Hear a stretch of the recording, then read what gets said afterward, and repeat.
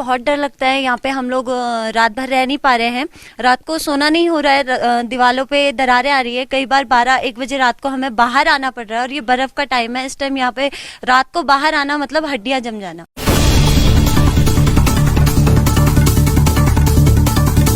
आध्यात्मिक और सामरिक दृष्टि से महत्वपूर्ण उत्तराखंड का प्राचीन शहर जोशीमठ जमीन धंसने की खबरों को लेकर पिछले कई दिनों से चर्चा में है। जिला आपदा प्रबंधन विभाग का कहना है कि यहाँ 500 से ज़्यादा घरों में दरारें आ गई हैं। कई परिवार भय के कारण यहाँ से पलायन कर चुके हैं। शहर की कई सड़कें भी टूटने और उखड़ने लगी हैं। जमीन के नीचे से पानी का रिसाव हो रहा है, जिसके बाद यहाँ सभी निर्माण कार्य रोकने का आदेश दे दिया गया है। यहाँ तक कि सबसे लंबा रोपवे भी बंद कर दिया गया है। आखिर इस शहर के अस्तित्व पर ही संकट का खतरा क्यों मंडराने लगा है? जोशीमठ धंस रहा है, ये जियोलॉजिकल ट्रूथ है, ये फैक्ट है। जोशीमठ मोरेन पर बसा हुआ शहर है। कई सौ साल पहले जब यहाँ ग्लेशियर रहा होगा, उसके ऊपर जो रेत, मिट्टी और पत्थर होते हैं, उस मलबे को हम मोरेन कहते हैं। ग्लेशियर पिघल कर पीछे हट गया और वो मलबे का जो पहाड़ है, उसमें आने वाले दिनों में सभ्यता बसी। ऑलिव विंटर स्पॉट्स का एक बहुत बड़ा गढ़ है। यहाँ पर टूरिस्ट आते हैं, वैली ऑफ फ्लावर्स देखने आते हैं। इसके अलावा हेमकुंड साहिब जो सिखों का पवित्र तीर्थ है, और बद्रीनाथ के लिए यहाँ लोग आते हैं। ये नेचुरली एक एंट्री पॉइंट है टूरिज्म और एडवेंचर स्पॉट्स के लिए भी।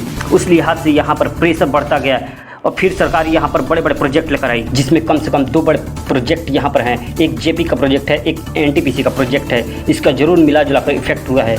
ये हम नहीं कह रहे हैं, यहाँ के भूगर्भ शास्त्री कहते हैं। जलवायु परिवर्तन की वजह से लगातार जो प्राकृतिक आपदाएं बढ़ती जा रही हैं, उनका असर तो हम पहाड़ में देख ही रहे हैं। लेकिन अब जब लोग वहाँ इतने दहशत में जी रहे हैं, सरकार की तरफ उम्मीद की नज़रों से देख रहे हैं, अब तो आंखों के सामने वो तस्वीर आने लगी है जमीन धंसने की और दरारें पड़ने की। यह लगभग 25,000 की आबादी वाला शहर उत्तराखंड के बहुत सारे ऐसे गाँव हैं जो ऊंचाई पर बसे हुए हैं और जहाँ डिजास्टर का खतरा है, वहाँ से उन्हें हटाने की लोगों को सलाह दी गई है।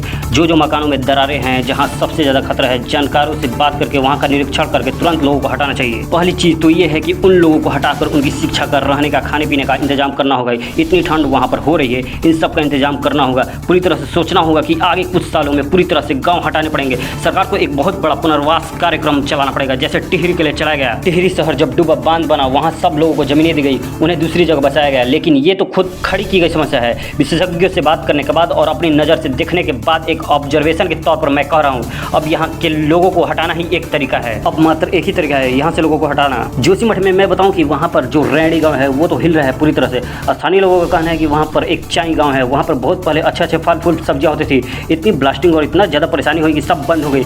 ये जो पानी है उसकी हाइड्रोलॉजी बदल गई। उत्तराखंड के मुख्यमंत्री पुष्कर सिंह धामी ने जमीनी स्थिति का जायजा लेने के लिए शनिवार को जोशीमठ का दौरा किया। धामी ने उन लोगों से मुलाकात की जिनके घर दरार आने की वजह से रहने लायक नहीं बचे।